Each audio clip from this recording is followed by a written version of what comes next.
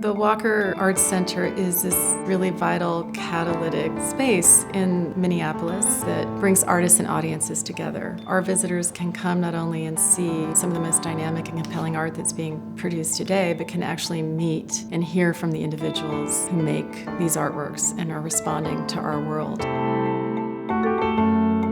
I'm not photographing people retreating, I'm photographing the desire to retreat. It's like, how do you picture desire? The artists themselves are really the brilliant innovators, and I feel that they are looking at technology, they're looking at the way people live their lives, they're looking at conflict, they're looking at all the questions that matter to our culture at large, and they're reinterpreting these pressing questions through their creative work. Jerusalem is, of course, a sacred city, so how do you expand the sacredness architecturally? Art provides bridges of conversation and understanding, and so we see ourselves as a space that convenes and brings people together to talk about ideas, to talk about issues in our world. What I'm trying to do is queer the space, get you guys outside of your normative rules. When artists come to the Walker, they expect to take a risk. They expect the audience to come along for the experience. Allow my viewer to see the gray areas in me, which are the most politically honest areas I can give you. And artists today are often thinking in multiple formats. So the Walker's been a place that's lived that kind of production and presentation for over 50 years. The thing itself it's got its own energy. It's its own organism, Right. And it's had its own way of developing and finding itself. Right. It finds its Yeah. voice, and with that voice, it tells you what it needs.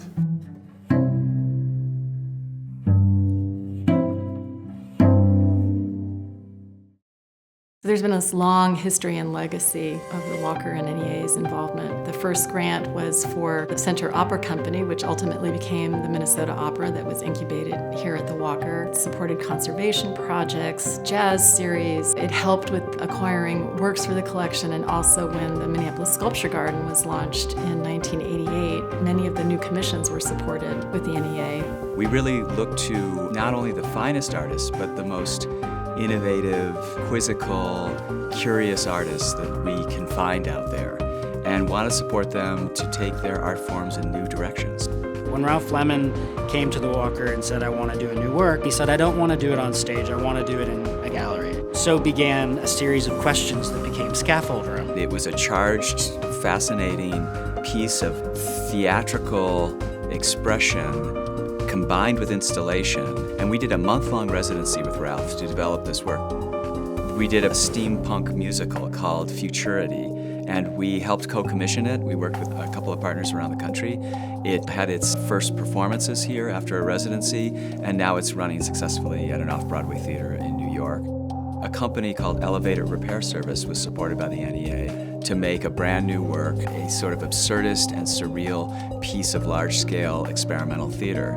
Yes, it's true. I'd say also the NEA has helped us support not just bringing new works and supporting the production of new works, but also supporting some of the great masters of our time. And a project that we're really proud of that we collaborated with the NEA was presenting Merce Cunningham's Ocean, which is really one of Merce's masterworks. Merce Cunningham, one of the great choreographers of our time, and we were able to do a fantastic multi-day festival of realizing ocean in a rock quarry in northern Minnesota that was a real highlight of Merce's career.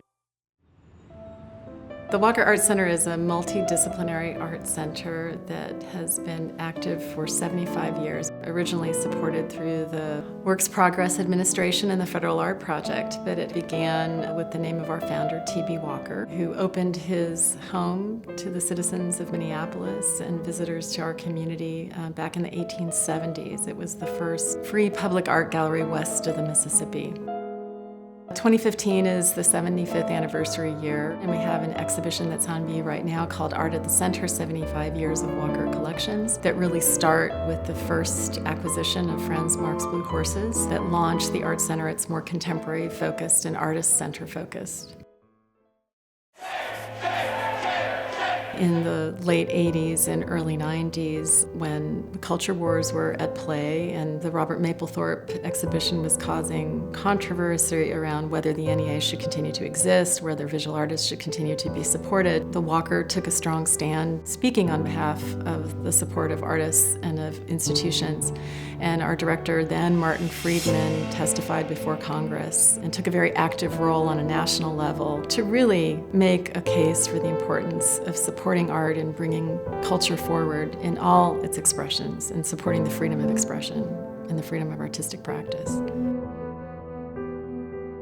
The spirit of innovation is a real value. It's why often so many American artists end up on international festivals and are viewed as influential forces. If we didn't have the kind of support we have from the NEA, the work would not be as strong. The connections with audiences and community members would be weaker. It's a real imprimatur for the Walker to know that the NEA believes in our work. We are proud of the fact that the artists that we've supported, and we've had over 260 commissions, have gone on often to become some of the world-class, most acclaimed American artists working.